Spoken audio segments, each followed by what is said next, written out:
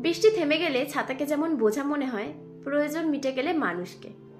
যে মানুষ যত স্বচ্ছ, যত পরিষ্কার, সে মানুষ ততই একা। আর যে মিথ্যুক, সে হয় সবাইয়ের প্রিয়। জানো তো, যদি উপোস করলেই ভগবান খুশি হতেন, তাহলে আজকে সব থেকে সুখী ব্যক্তি হয়তো ভিখারিরাই হতেন। কারণ সবচেয়ে বেশি খালি পেটে তো তারাই থাকে। একটা বৃষ্টির ফোঁটা যখন কাদায় এসে পড়ে, তখন সেটা হয়ে যায় কাদা। আর সেই বৃষ্টির ফোঁটাই যখন গঙ্গায় গিয়ে পড়ে, সেটা হয়ে যায় গঙ্গা জল।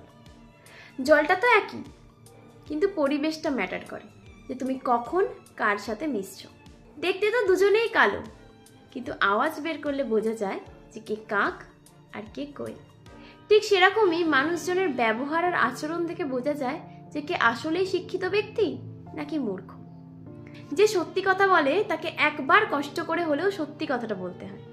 আর যে মিথ্যুক, যে মিথ্যে কথা বলে, তাকে বারবার বারবার একটা মিথ্যে আড়াল করতে আরেকটা মিথ্যে।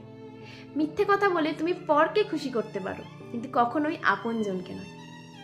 জানো তো, যে কোনো বিষ আমাদের শরীরে গেলে সেটার ট্রিটমেন্ট হয়, কিন্তু কানে দেওয়া বিষ, সেটার কোনো ট্রিটমেন্ট হয় না।